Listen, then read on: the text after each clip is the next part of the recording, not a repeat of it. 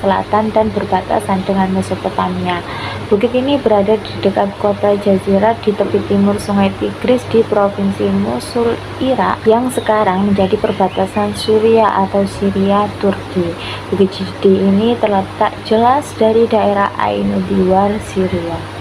Yang kedua, di dasar Laut Hitam, Laut Nasebar, Bulgaria.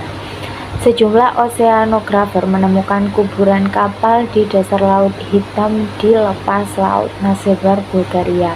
Sejumlah pihak juga mengkaitkan penemuan kuburan kapal itu dengan banjir besar pada saat masa Nabi Nuh alaihissalam.